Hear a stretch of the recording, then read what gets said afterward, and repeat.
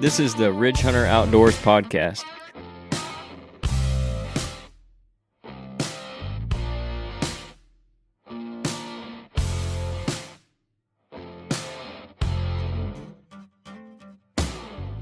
Hey everybody, this is episode 22. I'm Kenyon Clark here with Nate Burgess and Scott Clark. Sorry we're a day late. I think like I told you last week, our schedules are kind of running all over the place right now. At least for the next month and a half, it's going to be a little bit off schedule a little bit. So we may not be every Friday, but we'll have this out for you Friday or Saturday. Maybe just me, maybe just two of us. But we got three of us here tonight. Jeff hasn't been here in a month of Sundays. He's been canceled. yeah, pretty much. Yeah. But he'll get back on eventually. I'd like to get him back on and talk some more about coyote hunting too. And if we could get Dusty on at the same time he come on, and then we could get him because he's done. The last I knew, he had killed a lot of dogs this year. I don't want to put an exact number on it, but he's killed a bunch. Him and his group, I guess. But anyway, so that's what we got going on tonight. We're going to talk about like prospective properties, I guess would be a good phrase for it. We give you the scenario like you're looking to buy a piece of ground. You've got different options, of course, all the websites and realtors and everything you can go through. So you're looking at ground to buy. What are you looking for? And we'll kind of talk about that. And I think on the end, I touched on a little bit last week, but we'll talk a little bit more about clover maintenance, food plot maintenance or cover maintenance for this time of year, since we got three of us here tonight, so we can talk a little bit more in depth about it. I know, Nate, you did some stuff today, I think.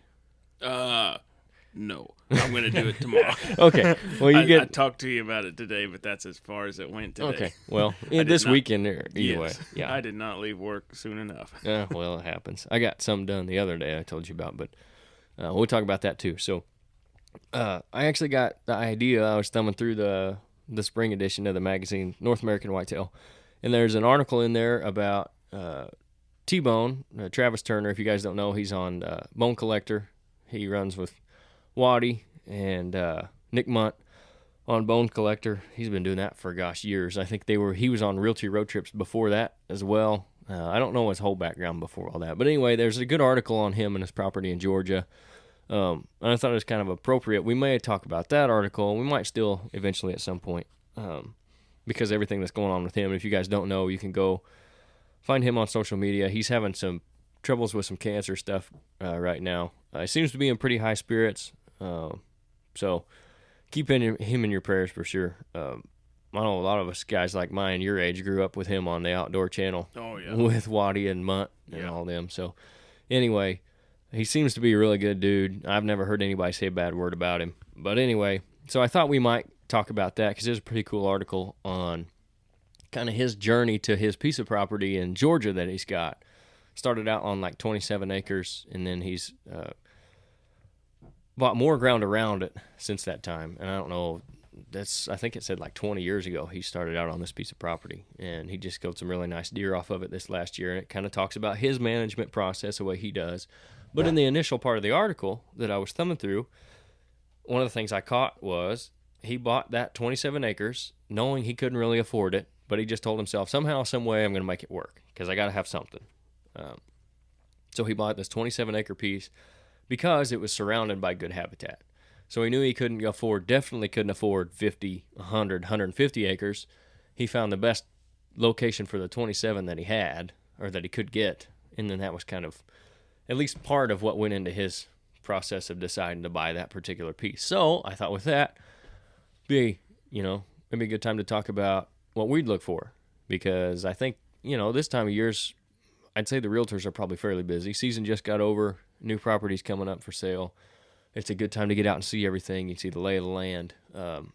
And my experience is a pretty busy time of year for guys looking for new property. So if you guys are out there looking for that, maybe this is some stuff you guys would look for. If you got something else that you look for, let us know. We talk about it too at some other time. But I'll start with Nate. And you can base this kind of on whatever you want, but like whatever you like about the piece you're hunting now.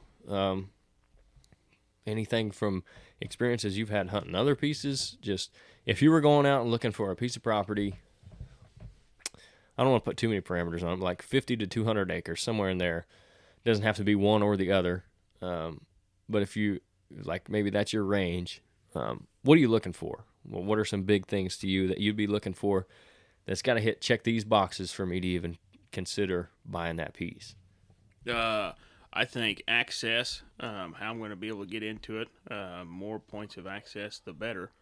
And then and sneaky access, Right. not just riding my 4-wheeler, not just a nice culvert where I can ride my 4-wheeler in, you know. Yeah. Is there a creek that crosses a road, where I can get in that creek and get somewhere in that creek, or a real heavy edge or something, something that'll get me in there where I need to be. But access and the geographical layout, topographical layout, the structure, how it lays and rolls. If I was buying something that looked like the bottom of a skillet all the way across, that would not be ideal. Not ideal, yeah. I'd want to see some hills and hollers, preferably a creek. And all my experiences with small creeks, I'm going to say 6 foot deep, from the bank to the bottom, 15, 20 foot across, at the wide spots. Pretty little, but something you can still get in and sneak, but they can cross it big enough where they're going to want to cross it at the easy spots. In a certain place. Where they can't just jump across the whole thing. But that's the main creeks that we've got. There's normally pools of water. If it's rain, there's running water, but it ain't going to flood you out. I've hunted a little bit on the big creek here, but up there at home. Man, that was a pain. You were stuck on one side of it, and that's it. Yep, pretty much. But yeah, I want to see good access where I can get in there sneaky, and then the layout, the structural layout of it. Not necessarily what it is right now, but what it could be if I wanted to change it. Because the terrain would limit that. Right. But anyway, if I don't think I can sneak in somewhere, oh man, you're going to put so much pressure on them so fast, walking across the wide open field to get there. I just, it just eats me up when I think about doing that, Yep. So what, like if you're looking at a percentage of timber, and it doesn't, like maybe you want it to be all timber because you can go and pretty much do whatever you want at that point. Obviously, it takes a lot more work. You got to get in there with a dozer or something, chainsaw, and do a lot more manual work, and a lot more cost goes into that. But like ideally, what would be your preference on that as far as timber goes versus field? I'm used to very little timber. Everything that I've hunted, we just got little patches and brushy ditches, creeks, so I'm used to that. If it didn't have much timber, I wouldn't be too afraid. But we got a lot of CRP around the timber. I got about back there where I mess around all the time. I got about 100 acres, probably 15 to 20 acres is brush. Everything else is CRP, rolling hills. I've got 2 really good points of access that can get me just about anywhere I want to be, depending on wind, of course. If the wind's out of the south or the west, I got to go, from that limits me. I can only go one way. Right. If it's out of the north and east, I got to go the other way. But anyway, not much timber would not scare me. Right. Because I'm used to it. Of course, I like hunting over them weed fields. I really do. You can see it keeps you entertained. You can see them out there walking around, and they'll lay out there. They will. But of course, if you got a nice big oak woods, that's a lot of food right there. You ain't got to do a thing. You ain't got to produce it yourself. They're growing it for you. But if it's got open stuff, you can put the food plots in there easier. Yep. I suppose half and half would be a real good. That'd be ideal, wouldn't it? Well, yeah. Probably depending on how it laid out. Yeah. And I think a lot of guys get too wrapped up in wanting, like all timber or I've done some. I kind of put some feelers out for a few guys on leasing some ground, and one of the biggest questions you get, well, how much timber's on it? How much timber's on it? Well, I think you'll probably hit on this a little bit, which there's one real benefit I see to having a lot of timber on the property that may go into it. And if you don't hit on it, I'll talk about it later, but I'll let you have a chance at it first. But I think there is definitely a balance that can be found there, and I don't know if it's half and half. I I actually probably would prefer a less than 50% timber. You don't need Just it. it's easier to hunt. Yeah, you know. you don't need a bunch to Right. hold and keep deer. And it's easier to create edge in a CRP field or an old fallow ag field than it is in timber. Because if you're going to create edge in timber, you got to knock down trees. Yeah, But so that's kind of my thoughts on it. I think a lot of guys get wrapped up in wanting a whole bunch of timber, which isn't always the best thing. But Yeah, you don't have to own the timber if there's timber around you. yeah, exactly. You have to have the ins and outs. That's my situation exactly. I got big woods laying next to me. And like you said, you got open fields, you're entertained, you're going to see deer. And I don't care if the deer is 100 yards away, that's going to keep you more still. It's going to keep your attention. You're going to have a better hunt, even if you're seeing something 100 yards away than if you're sitting in the middle of big timber not seeing anything. Yeah, Yeah. And more likely to stay longer. And you're going to stay longer because you've seen a deer. I mean, we've all been there, right? Yeah. And you know, you can see when you're where you came in and out of. Whereas if you walk into the big middle of the timber and you haven't seen anything all morning and it's like 9 o'clock and man, I'm bored and I'm cold. I'm going to the truck. You get down out of the tree, you walk 50 yards. What happens?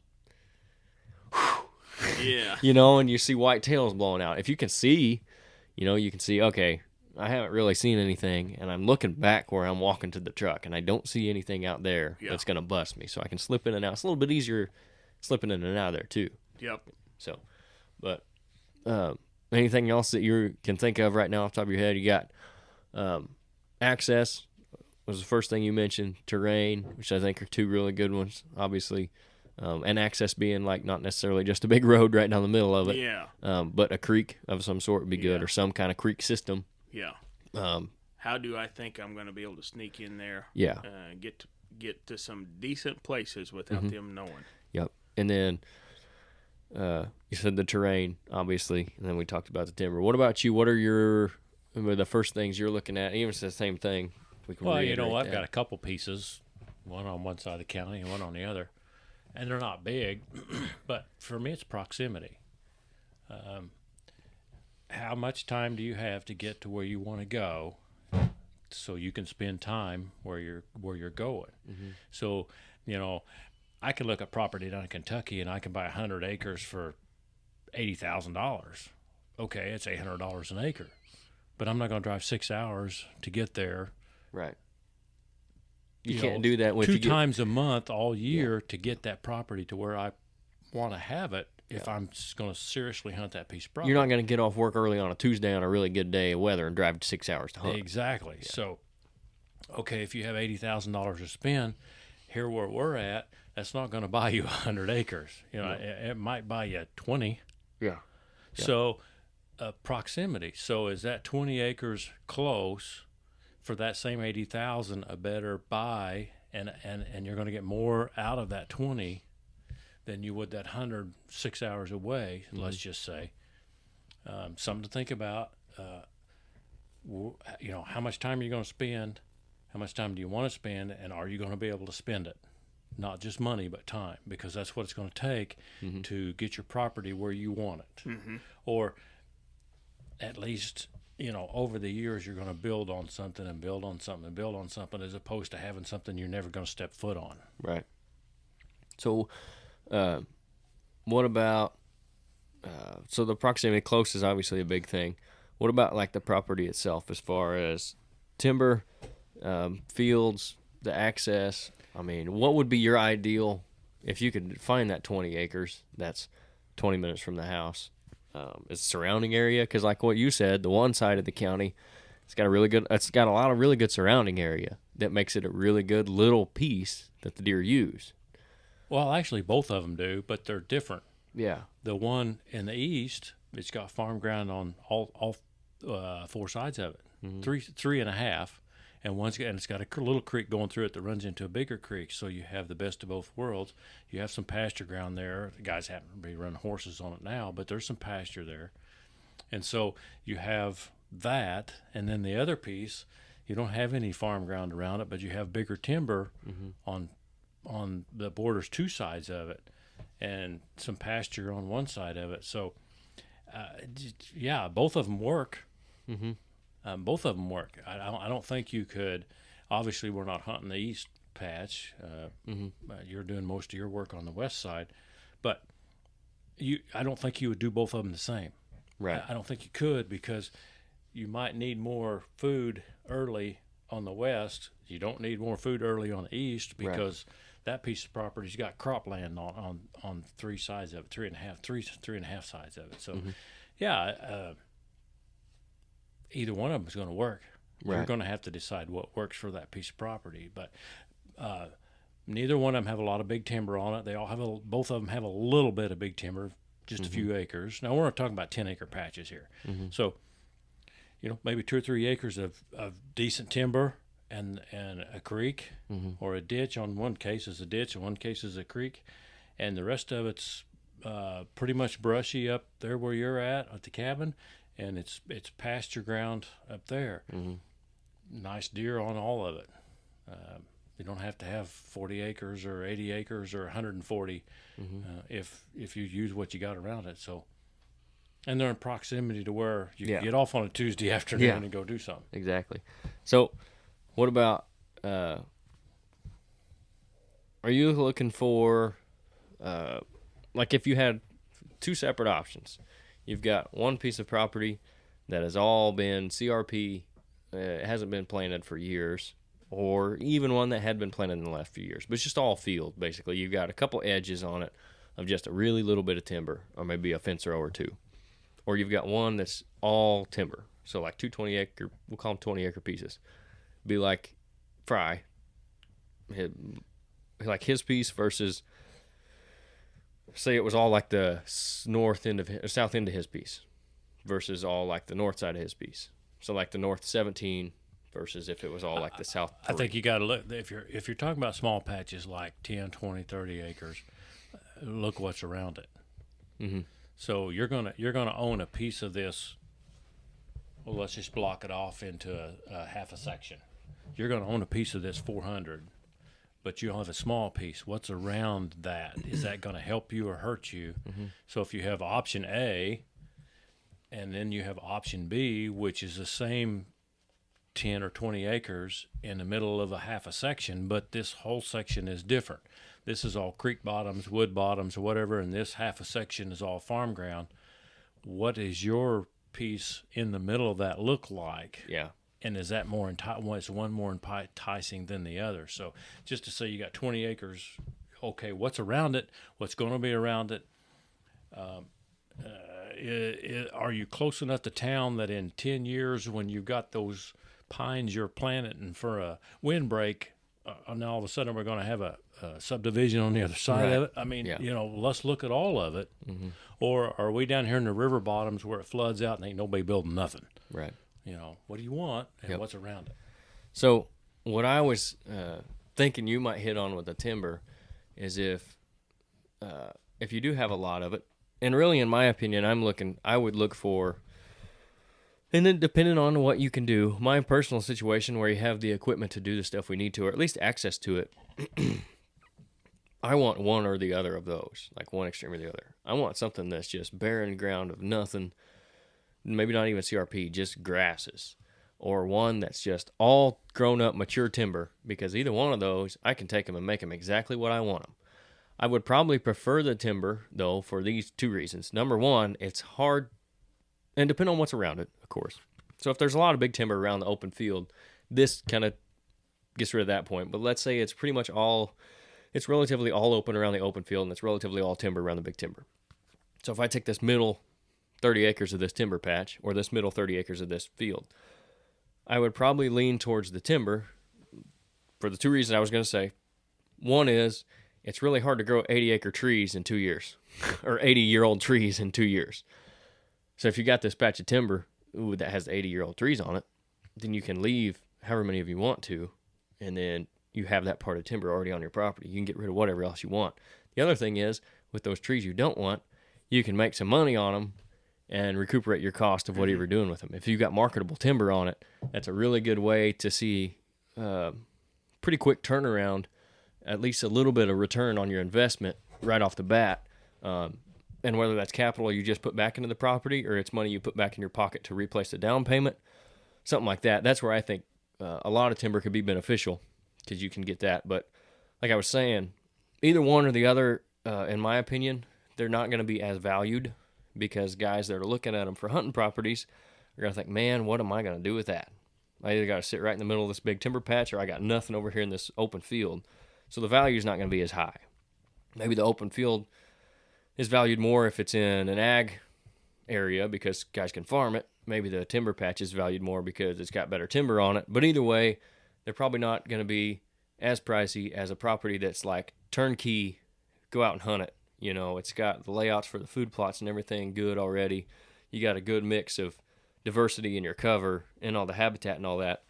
It's kind of like a blank slate, in my opinion. So Or if you find that piece that's been select cutted in the right. middle of an ag field, there you go. Right. It doesn't have any value to the farmer. It doesn't have Yep. any value Yep. to the timber cutter, Yeah. to the timber guy, the sawmill. Yep. It's just. Yep. But even those values have risen. Gosh, Oh, much, man. Nate. I mean, But it's just- all relative because they're still cheaper than the other ground. Yeah. So that's probably that's the first thing I'm looking for. But then things that you, because it's a blank slate and you can do what you want with it, but things you can't really do are create access. So I think that probably the second biggest thing I'm looking at, can I get to it? Can I get to every side of it I need to get to? Now maybe there's, a side and a half that I can never get to. There's no good way to get it. That's fine. I can do that with what I need to, but I can still get to the other 2.5 sides of it. So that's not that big of an issue if it has everything else I'm wanting, and I think proximity not only to where you're at, but if you listen to a lot of the guys that go around and do the same stuff we do, or guys that hunt all over the country, they will tell you there's a certain geographical radius, we'll call it, where you can go buy ground and there will be a number of 200-inch deer in that area in Illinois, Indiana, Missouri, Kentucky, Wisconsin, Kansas, Iowa, where we're at. Kansas, That's right. where we're at. Don't leave us out. Yeah. So you can go and find you can find those areas in any one of those states. So if you can be, in close proximity to those areas, and maybe not necessarily in the middle of it because that ground's going to be more expensive, but if you're in the right area, I think where you've got, I think we're getting there. yeah, Oh, I was just thinking that. Man. yeah, a certain I don't know if that's good or bad. if you got It's something. Yeah, it could be both, right? Yeah. Yep. If there's a certain reputation for, the quality of deer that are already in that area, I think that's really going to be a benefit too. So if you can find a low valued property in an area like that, and you have either With the internet today, yeah, that's not gonna happen. Well- I can't tell you how many guys that come in the shop every year, and I'm gonna say more than 6 or less than 12 on average every year come in, and when I say out of state, I mean anywhere from all across the country north of I-80, because I consider north of I-80 pretty much out of Illinois. Yeah, right. Not that those guys are bad guys, but it's a different world up there. So, out of staters, hey, I'm looking to buy some. I'm going to retire in a couple of years. I want to buy some ground. I'm looking to buy hunting ground. I want to lease some ground. I want to do this. I want to do that, and from a different world where they're making way up in the 6 figures, so they don't mind paying the $4,000 Exactly. an acre for cut over timber that you and I are going, that's worth about $300, yeah. and they're paying $4,000 for it. So But most of those guys, I think, are looking for, and not all of them, because I know some of the guys you're talking about are looking for a spot that looks like what they have in their head, and that's a lot of guys we work for have that same image. it's an image that they're looking for, but they'll settle for close to that, Yeah, and then they'll pay somebody to get it to where they want it to be, yeah, because they're making those Yeah. yeah. big dollars that we don't see Yeah. here where we're at in Kansas. Yeah. So yeah, it definitely makes it tougher to find. But I think if you can find that balance of a property that's undervalued because of, for whatever reason, like we talked about, in a decent area, and it doesn't have to be in the area where there's 200 deer, because pretty much all the ground in that area is going to be expensive. And like you said, with the internet, there was a time, I'm assuming, where property was valued either on timber value or farm value. Nowadays, with all the internet and all the growing popularity of hunting for big deer, which is a great thing, there's a third one in there that property value is also for deer hunting. Mm-hmm. That's where I'm talking about. Yeah. Right. So with the internet, that's going to drive that price too. So, but anyway, that's a third thing that I think we have nowadays that probably didn't exist at one time. Yeah, the internet I'm sure it didn't. And the availability of money that people have to spend on their hobbies. Mm-hmm. Yep. Do you think, we talked about several podcasts ago now, more guys are letting deer grow longer. So instead of the 160s and the 170s that were big, 10 years ago, I mean, everybody was just plumb tickled. Those are now the 180s, 190s, 200s. The deer are people are leaving them alone to where they can grow longer, and the genetics are good. They're just not dying as soon now. Right. So they're growing bigger. You had what I'm trying to say is the genetics have always been haven't good. really changed. The overall age of the herd. It's getting better. Yeah. I would like to see a study on that. Yeah. So there's not just pockets of monsters here and there, and you got to try to get close to them. Right. The mentality's kind of changed to where everybody's, on the average, letting them go just a little longer, maybe one more year, Yep. So there's more bigger deer around. Not that there wouldn't have been previously, but that they're being let go to where they can reach better potential. I think. Oh, absolutely. And part of that is those guys that I was just talking about, the ones that are leasing ground, and like it or not, the guys that are leasing grounds are stewards generally of the ground that they're leasing. Mm-hmm. And so they're the ones that are putting the food plots in before anybody else were. Yeah. They're the ones that were passing deer before anybody else was. Mm-hmm. And we're all reaping benefits from the guys that are coming in and buying a 40-acre timber. They're not going to farm it. They're not going to clear it. Mm-hmm. They're not going to clear cut it. They bought it to hunt. Yeah. So they're going to let those deer grow. They're going to beat the food plots out there. They're going to do what they need to do to be stewards of the property, which benefits all of us. Yes. Mm-hmm. Now,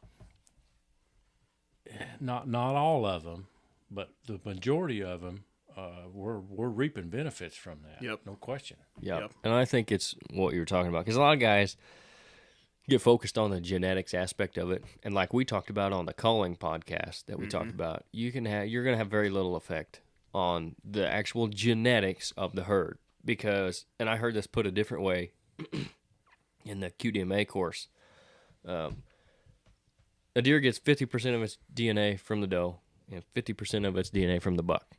So you can look out across the field, and we're talking about culling, okay? Taking out the inferior genetics to affect the next year's crop of deer.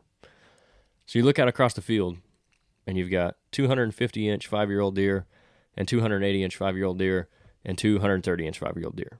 Well, you can look at those 130-inch 5-year-old deer and say, there's the inferior genetics in those bucks. Okay, that's only half the equation. Now you have 6 does in the field.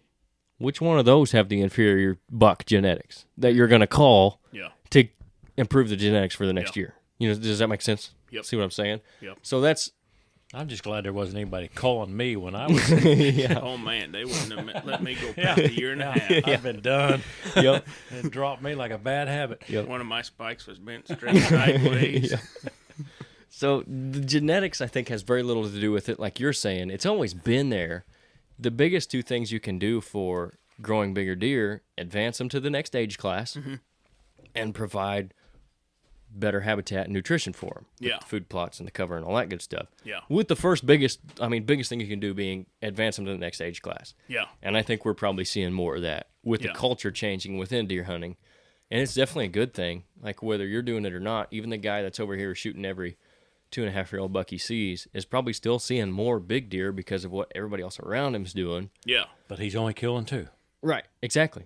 So, I think everybody else that's helping advance that age class, that's probably a big reason why we're seeing it. Because even if you're not doing food plots if you're not doing any kind of habitat improvements, we have enough generally in our area, nutrition, food, browse, that they're going to be able to overcome your lack of, or your neighbors have food plots, or your neighbors' neighbors have food plots. So somewhere in close proximity where you're hunting around here is going to have something for that aspect of it. So if you're doing nothing else but passing the 2.5 and 3.5-year-old deer, you're helping get us to where we're starting to see more and more big deer like you're talking about. It used to be the 160s, now are the 180s. Used to be the 180s, now are the 200s. Yeah. And like I said, it would be really interesting if they have a study on that. I don't know if they would have for our area specifically, or maybe even a nationwide study, if the average age of a buck at either harvest or just out there, in the wild now that's still living, has gotten older. Yeah. So whether it's gone from 15 years ago, the average buck on the hoof was 2 years old. Well, now they're 3.1 years old or 2.7 years old or whatever. It'd be interesting to see. Yeah. Are we letting them go longer? And anecdotally, I think it probably is. Yeah. Just based on what we've seen. Unless you get the blue tongue come in there and wipe out a lot of older deer, changes everything. That's going to change the dynamics. Yeah. But I think even if that happens, the recovery time is faster because of your guys like us that are going to pass those just to see what happens. Yeah. And there's more guys like us now. I don't know if that's because the hunter's age is getting older. I don't know if that's a good dynamic or bad, Yeah. The younger guys aren't going to do that, and they shouldn't. Right. But us older guys are, so is that happening because there's more older guys? And I think even the younger guys are wanting to shoot bigger deer with the social media and the internet. They're seeing everybody else shoot these big deer, so that's what they want to do. So they're starting at an earlier age this process of passing the smaller deer. And I'm glad you said that about the blue tongue EHD or whatever. And I want to do another podcast on all that because I got a lot of really good information I want to go over on that. It definitely, if you get hit real hard from it. So we had two, I think it was 2007 to 2012. They were both 100-deer events within 5 years, which is why we had all that wipeout that we're just now kind of getting back from. In the South, they have they'll have EHD outbreaks pretty much every year.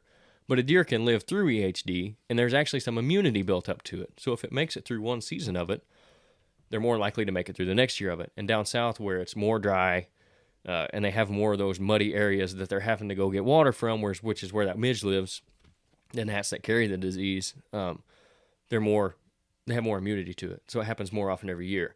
Now up here, and they've actually decided that we can look at a rainfall in the summer and pretty much predict, and the farther north you go, the more you can predict it.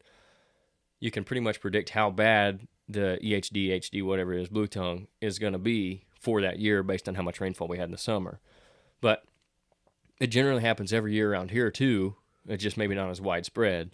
But as it happens, there is some immunity built up to it, and the deer can live through it and get stronger from it. So if we're passing those and the age class of the bucks is getting older, then we're more likely to see, a faster bounce back like what you're talking about. And then even those younger deer that are older now than the younger deer used to be are getting immunity to it. So maybe the next time it comes around, when those deer are 4.5 and 5.5, they won't be as susceptible to it. I think the bigger thing, and I didn't really think about it a whole lot before, but is a CWD, because that's a death sentence for a deer. And the difference between the EHD, HD, which is just the hemorrhagical disease, and the EHD is a form of that, and the blue tongue's a form of that. They're all just different viruses that the gnats carry. Like I said, the deer can get over that. The CWD, if the deer get that, it's a death sentence, which is why you can't take the certain matter. And that's the biggest thing that, so transfer of live animals, like deer farms and stuff, or studies and all that, moving them across state lines or around the state, and then moving the high-risk parts of the deer is the two biggest things that spread that. But anyway, there's a whole lot of information on that I want to go over in a different podcast without getting too deep into it. But I just thought I'd talk about that since you brought that up. But I think the age class thing probably has as much to do with what your initial question was as anything, because we've definitely seen that this year. Yeah. If I was looking for a place, if I had a chance to get somewhere like here, the locker around gun season, and seeing what guys in that area were bringing in, and if there was a whole bunch of slobs, they were bringing in there just big monster deer. Yeah, I'd be going to the bank real fast and just buying whatever I thought I could right there close, You don't want to hang around too much, though, because you might catch a nickname. That's right. It can happen. That's right. Peeking around the pole. The locker stalker. Yeah. Yep. That's the one. But but that is a good point. Yeah. I mean, if that's what you're seeing, if you got a way to do that, out there at home, of course, years ago at the store, they used to have the contest, and I mean, that's where we spent all the time. We wanted to see what guys were dragging in, Yep. and the Polaroid pictures up there of what guys had. Oh, yeah. Oh, man. Yep. That's an incredibly fast way to take inventory because everybody in the community participated. Yeah. Yep. And guys that come around here that talk to me about purchasing ground or leasing ground. It's just like, hey, if you heard anything or if you hear of anything, give me a holler. And I do. Yeah. Those guys, I don't know that they're particular, other than in their mind they have this number they're looking for. It's either 40 acres or 60 acres or 100 acres. And I would assume that in their mind's eye, it's all brush or timber. I don't know. I never really asked.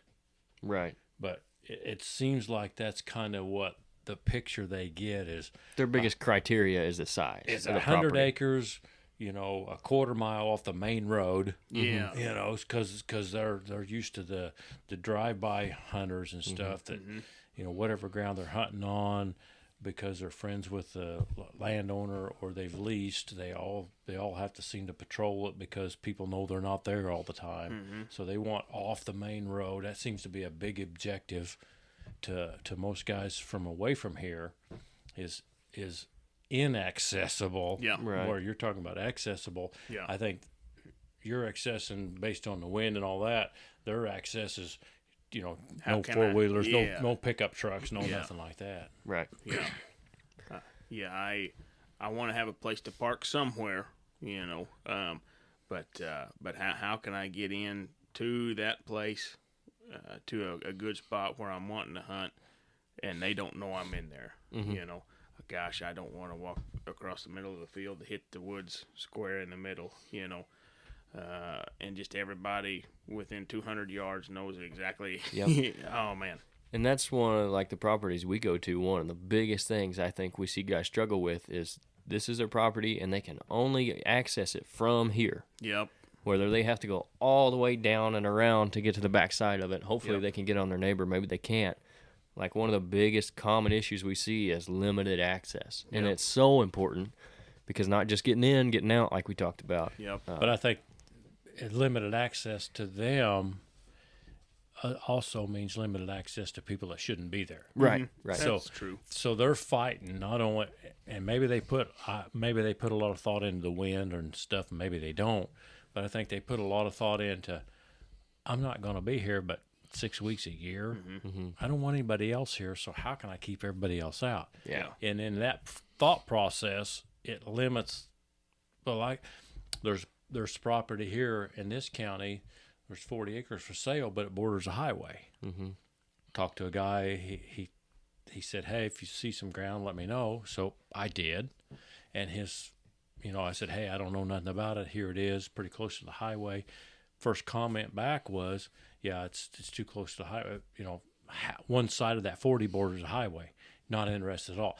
Didn't care about the property, didn't care about the deer, didn't care about the creeks or the timber or anything else. It was just too close to the highway. He's in South Carolina. He's not going to be here 6 weeks a year. Yeah. Right. He wants something he can put a gate up on and nobody have access. That means more to him Right. than anything else. There could be a 200-inch deer walking around that woods with lots of grandkids, and he don't care. Right. It's on the highway. Yep. And that's, one of the, if you're an all-around outdoorsman and you like hunting deer and turkeys and ducks and geese and rabbits and quail, and you like fishing in the river, one of the best pieces of property around that just sold last year, right on the highway. I would love to have that piece of property for hunting. Oh, buddy of mine's father-in-law bought it. But like you said, a lot of guys would turn their nose up at it just because it's right by the highway. And on all honesty, I would rather have something right by the main highway as opposed to right by the side road, because not too many guys driving around on the highway shooting them off of there as they are driving around on, 1200 North, 1300, 1350. Not that anything would ever happen up in that area of the world, but somewhere up in there, in that 5-mile stretch, if the guys are a lot more apt to shoot deer off the road up there, down south of here too, same thing on the side roads as they are the highway. So if the road that bordered my property was the highway, I would be a lot more apt to buy that piece than I would the side roads. Now that said, I'm like you, I want to be able to get to it, and I'm not 6 hours away from it either. So that's the thing too, like what you're talking about with those guys. But yeah, if I can't get into a piece sneaky at all, man. If everything in that piece, or most things in that piece, know that I'm coming in there after them, man, to me, there's no use. I mean, I'm defeated before I ever get to the edge of the woods. Everything else in there could be perfect. If you can't get to it, yep, doesn't matter. My best spot, what I think is my best spot on the whole farm, I cannot get to it. I cannot figure out how to get to it. I can't hunt it. I ain't figured out how yet. Just the way it lays, the wind swirls bad down there. I mean, they're down there all the time, fantastic habitat. You got to have those places. That's right. And you got to have those places to keep the deer on you during the boil daylight. Up what you're looking for. Yeah. If you don't have any of those sanctuaries, yep, you don't have 200-inch deer. Yeah. It's that simple. It's kind of like what you're talking about. If you can't get down there, your neighbors can't get to it well either. Yeah. And I mean, looking back, that one I killed this year, I think that's where he spent a whole lot of his time, And I'm just hitting the edges where I think I can sneak in and out, very low pressure, I'd love to be able to get back in there closer for just a couple of days a year, right? When just things those are perfect days. Of course, I talked about how that went for me this year. Yeah. Just catastrophic. But anyway. There's a guy up just a little bit north of here. He's got, I don't know how many acres, and he doesn't allow no hunting. You got to have those places. Yep. Guys cuss him and carry on and carry. Those are the places that those big boys go to. Yep. When they get one more year. Yeah. And then they make a mistake. Yeah. And so you got to have those sanctuaries. Yeah. And for you in that situation, it's it's better for you to not even try to go in there. Yep. If you can't do it without getting busted, because if you go in there and get busted and you bust that deer out, say you completely busted out that deer that you were hunting this year, you wouldn't have killed him. Yep. And it had just been because you were trying to get in there and kill him on a certain day because, by golly, this is the day I'm going to go get him. I'm going to go in here. Yeah. And then you just blow everything up. You've hurt yourself more than you helped yourself. So there's some restraint that goes into that too. But if you can find a property where you can access, like I said, even just 2.5 sides of it or 3 sides of it, that's a really good starting point for me. Yeah. And whether that's roads on 2 sides of it, or maybe there's only a road on 1 side of it, but you got a creek system where, like you said, you can get about anywhere you need to on it from the creek. I love creeks. I think creeks are overlooked for access. Yep. A lot of guys look at them as travel corridors for deer, which they can be, and which they are, and they look at them for the crossings you're talking about, but they overlook them for using them to get down and walk to. Yep. And gosh, if you put your stand in the right place, you can get down in a creek and come up into the stand, pop up out of the creek, climb up into the stand, get down, go right back into the creek. Oh, yeah. I mean, you can be in and out of there. Oh, yeah. And they'll never know. Get you an old section ladder or something, and crawl up a steep part of the bank. And your stand's right there, too. I mean, you can't hardly beat it. Yep. And the creek will give you natural travel paths on each side of it. And then, of course, looking for your shallow spots where you can cross it, I mean, it gives you great pinch points, all the way. You might have to get you some hip boots to keep from getting wet, Right. Leave them down there, if you're worried about them, take them off right before you crawl out of the creek. Take a chainsaw and clear out the the debris and the deadfalls and everything that's in the creek, so you can sneak through it. Is that before opening day? Normally, it works best if you do that a few days ahead. I'm just checking to see if you want to do that the morning before. Or... we try to do it before the 25th of September. Yeah. Yep. So it works best if you do it right now for the next year. You might need a little touch-up work in August. That's a rough day. You're going to have ticks everywhere. Yep. Chiggers, turkey mites. But I would not recommend doing that, say, in mid-October. That Right. would be not good. Yeah. Your neighbor will love it. Yeah. Well, Yep. But so those are the kind of the biggest things. I don't know. We miss anything on that you'd be looking for on a property? Talking what you hit on, smaller. If you want to try to run, in my opinion, you got to have a whole lot of acreage if you really think you're going to keep one on you for the majority of the time. Mm-hmm. But these smaller pieces, like you said, T-Bone, I think his was 27 acres starting. Yeah, we started out. Whatever you got, look all the way around it, within at least a half mile, I'd say. Figure out what they got available to them. You got to have something, make something on your place that's better than all that other stuff that they need. Better cover than what they got all around. Better food than what they got all around. You got to have something on you to make them want to stay right there. Something different, but that complements what you got all around you. I mean, you got to, or else it's going to look just like everything else. Yeah, but you have the ability to do that. Yeah. Yeah, with the topos and all the maps out there and all the ways you can get around, you absolutely have the ability to offer them something they don't have. Yep. And Whether it's 10 acres, 20 acres, 25, 30, 40, whatever it is. Yep. I would rather have that 27 acres in the really good spot as opposed to 100 where there aren't any deer. Yeah. You know what I mean? And then, and like what you're talking about, I mean, it takes thousands of acres. If you want to really hold deer on you all the time, all year, all day and night, thousands of acres. Yeah. You just can't do it. Yeah. I just learned this year how much they travel. That one buck that, I mean, he'd make a 4-mile pass. Yep. Fairly often. Yep. Incredible. I did not realize that they would travel that far regularly. Yep. And I got some notes on that too that we'll go over in some podcast another time about their travel and stuff. Yep. But like I think the buck averages like 2 excursions a year, excursion being miles long. Yeah. Like from 2 to 20 miles. Yeah. And come back into their home range, which their home range is big enough. But that's why I talk a lot about managing deer for having them on your property in the daytime during the hunting season. And now that's not to say forget everything in the summer all the time, but especially if you got that smaller piece of property, if you can give them a place they want to be when you can shoot them, and let them go to your neighbors at nighttime, do that. Mm-hmm. Whatever's missing from that area, if you can get them on you during the daytime in October or November, that's when you want them there. Yeah. Because you can't be, you can be a habitat manager all year long.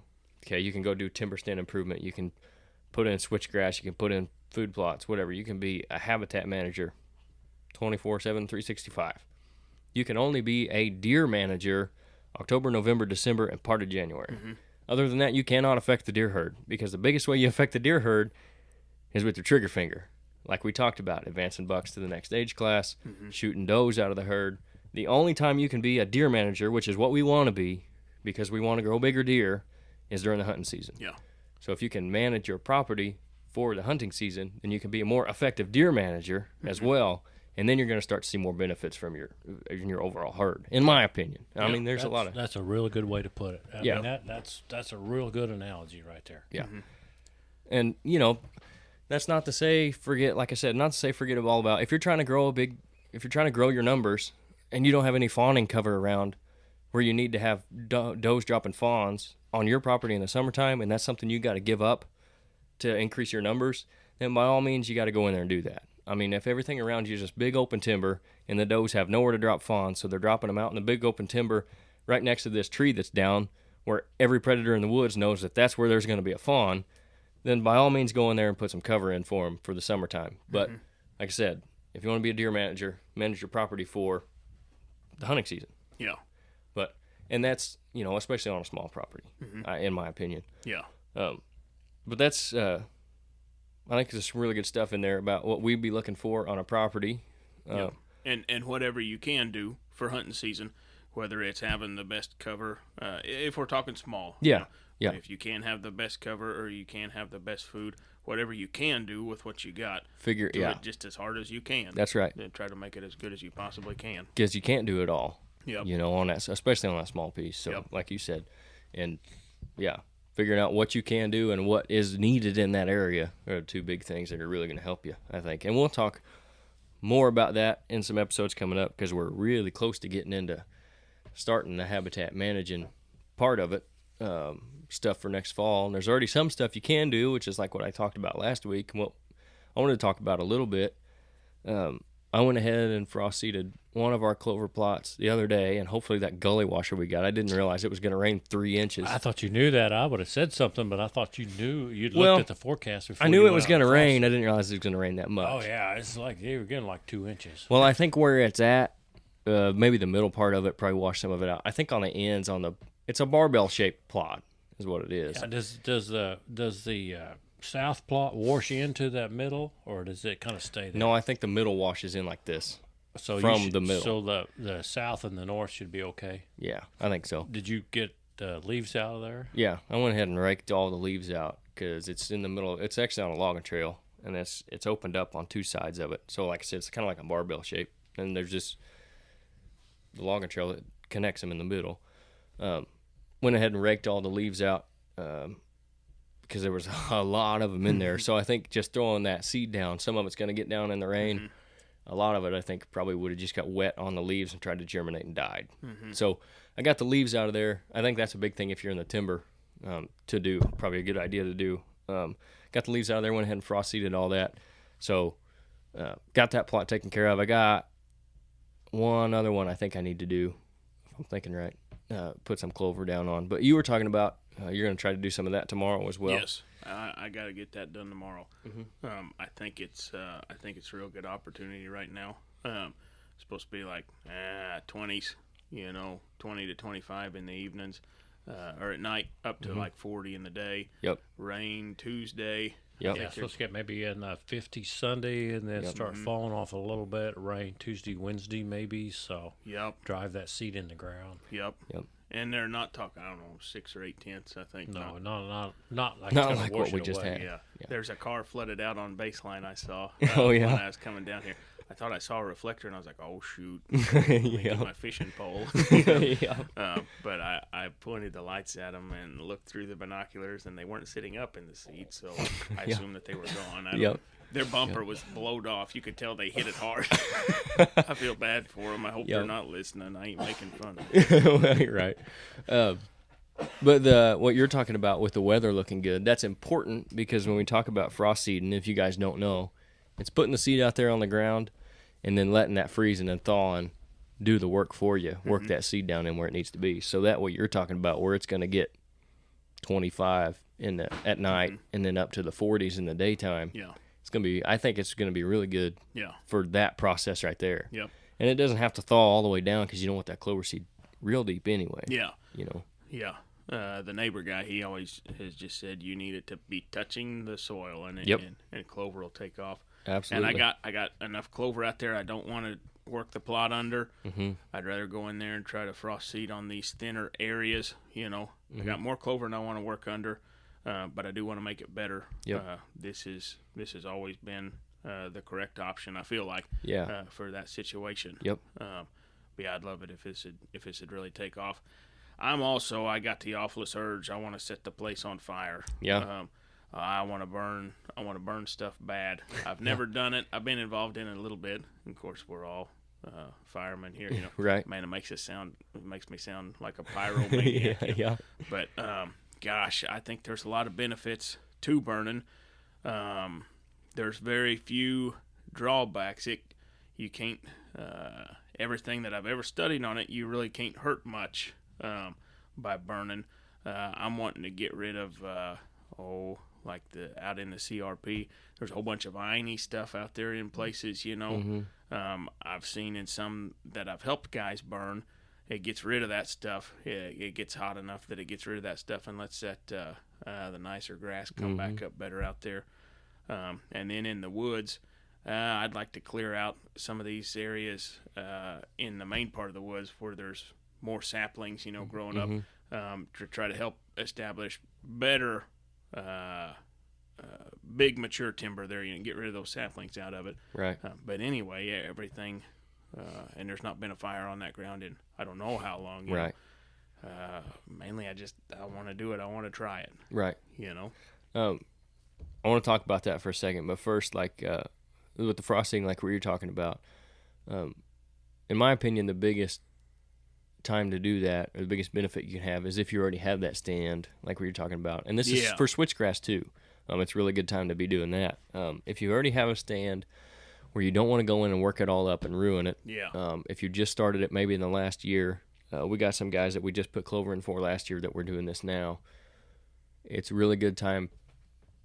The really good reason to frost seed is to go in and either get rid of those thin spots and thicken them up, or just thicken the whole plot up in general, without having to kill off everything or disc under everything you've already got established. And then, like I said, the switchgrass is the same way. And even if I don't necessarily like frost seeding clover to establish a new clover plot. But frost seeding switchgrass to establish a new switchgrass plot, I think, is really good, because it will actually not germinate until the soil's like 60 degrees almost anyway. So you can actually frost seed it.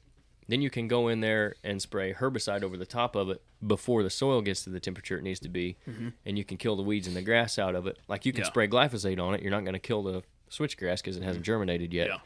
And then you can even go ahead and drill more into it if you want after that. But anyway, that's kind of, I think, a couple of benefits to the frost seeding. But what you're talking about with the burning there, really the 3 best things you can do. And the next time I'm on a podcast by myself, I'm probably going to talk about this, because I think there's a lot I can talk about. But chemicals, fire, and a disc. If you can get a heavy disc, or a stump disc, as they may call it in some parts of the world. Hydraulic disc. Hydraulic disc, that's what it was. Yeah. We call them stump discs. Yeah, well, anyway. Oklahoma, apparently, it's a hydraulic disc. It's a whole, That sounds fancy. It does. That's a whole different story for another time. But anyway, those 3 things are the biggest thing you can do. Because what you're looking for, now if you're looking for, like your switchgrass, you're doing that for structure or cover. If you're looking for browse, aspects, cover and food for the deer, if you can get that property or that ground into the early successional stage, the early sterile stage, which is new growth that's happened after disturbance, fire, chemical, or disc. You can go in there and get that. And it's not necessarily the height of what's there. So you can have something that's in the 4th sterile stage, which is mature timber, but say it's a clear cut. So now you have like 2 and 3 year old trees that are like 6 foot, 4 foot tall trees, but that's still in the 4th successional stage. So it might look pretty good once you look out across it, but it's not the height of it. It's what actually makes it up. So what you're looking for is, like in that first sterile stage, is going to be dominated by annual grasses, weeds, forbs, and stuff like that. And you can actually get upwards of 4,000 tons per acre of forage for deer, which is going to be close to what some of your food plots are going to be, just by going in there and either disking it, spraying everything and killing it, or burning it, because what that early successional stage is everything that's in that seed bank coming up. So all that old seed that's there, like an old field you'll see, or like I was talking about earlier with a fallow ag field where everything's just grown up in it, where it's been disturbed, and then you've got all this new natural growth. Fire is a great way to do that, and that's what you're looking for. Because like I said, even if you have a stand of oaks out in an open timber, you're still not looking at even close to 4,000 tons an acre of forage. So you can actually create a food plot without ever having to plant anything, just by burning it. And then bringing on that, those early successional stages of growth. All that stuff that's under the leaves. All that stuff that's already in the seed bank that comes up. And that's the stuff you're looking for. And the fire is a really good way to do that. And like I said, you can do the same thing, go and spray everything with herbicide, put a whole bunch of glyphosate in a mix, go out there and just burn it off with that.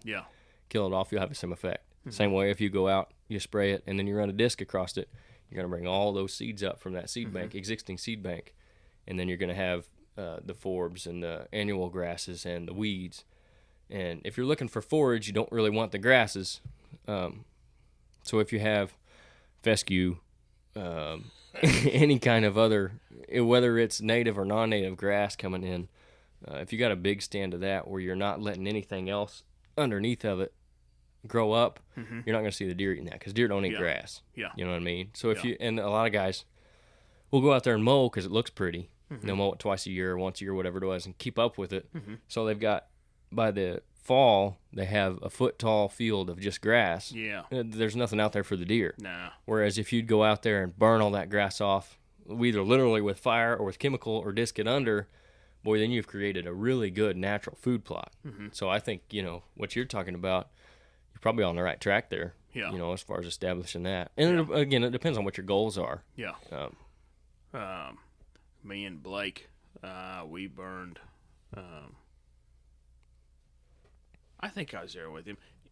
Anyway, he burned 30 acres a few years ago, and it was just fescue.